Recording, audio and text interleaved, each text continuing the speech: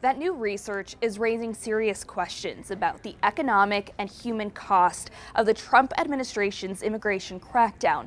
And now researchers say even people with legal status are pulling back from their daily lives. We love this country, so please love us back. For many immigrants in Arizona, the fear isn't just deportation, it's losing the life they built here. It's been scary for a long time. Darian Benitez, a Harvard graduate and software engineer, knows that firsthand. Many of us are professionals.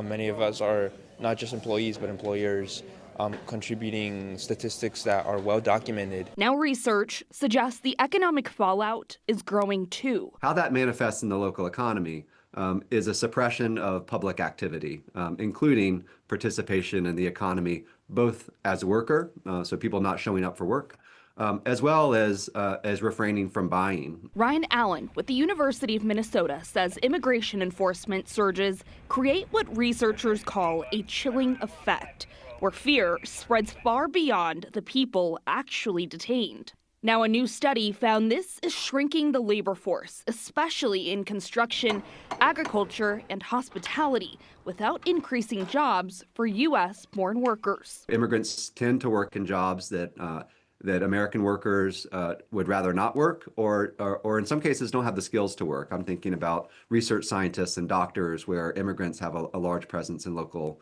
economies as well. Congressman Greg Stanton says Arizona is already seeing the consequences of months-long delays for immigrants renewing work permits. This is not bureaucratic inconvenience. It means someone can and will lose their job authorization through no fault of their own. And the immigration operations are not going away. This was Trump's Border Security Secretary Tom Homan speaking to CBS News last week. And I've had the discussions with Secretary Mark Raymond. He agrees. We can have mass deportations, but do it in a smarter way, which we're doing. Congressman Stanton says DACA renewal wait times have now moved from 15 days to about 80 days, and that's the longest that they've been since 2016. Reporting in the newsroom, Alexis Dominguez for Arizona's Family.